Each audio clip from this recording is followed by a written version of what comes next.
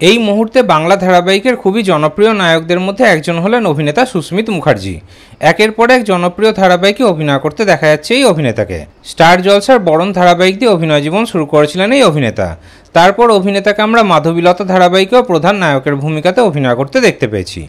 এই মুহূর্তে অভিনেতা সুস্মিত মুখার্জিকে আমরা স্টার জলসারই গৃহপ্রবেশ ধারাবাহিকে প্রধান নায়কের ভূমিকাতে অভিনয় করতে দেখতে পাচ্ছি। গৃহপ্রবেশ ধারাবাহিকে প্রধান নায়ক আদ্রিতের ভূমিকাতে অভিনয় করছেন তিনি। সম্প্রতি এই ধারাবাহিকে ডবল রোলেও দেখা গেছে অভিনেতাকে। এই ধারাবাহিকে তার বিপরীতে প্রধান নায়িকার ভূমিকাতে অভিনয় করছেন অভিনেত্রী উষসী রায়। ধারাবাহিকটি তো শুরু হয়েছিল প্রাইম স্লটে। গত বছর মানে 2024 সালের ডিসেম্বর মাসে শুরু হয়েছিল ধারাবাহিকটি। ধারাবাহিকে টিআরপি ভালো থাকা সত্ত্বেও পরে কিন্তু ধারাবাহিকের টাইম স্লট পাল্টে দেওয়া হয়েছিল। ধারাবাহিকটিকে রাতের দিকে পাঠিয়ে দেওয়া হয়েছিল। কিন্তু এবার খবর পাওয়া যাচ্ছে যে এই রাতের স্লটেও ধারাবাহিকটি আর বেশি দিন সম্প্রচার হবে না। এবার টিভির পর্দা থেকে চিরকালের জন্য বিদায় নিতে চলেছে এই ধারাবাহিকটি। খবর পাওয়া যাচ্ছে যে নভেম্বর মাসের মাঝামাঝি সময় গৃহপ্রবেশ ধারাবাহিকটি নাকি শেষ হয়ে যাবে। তাহলে এই ধারাবাহিকটিকে আপনারা কতটা মিস করবেন কমেন্টে অবশ্যই জানাবেন।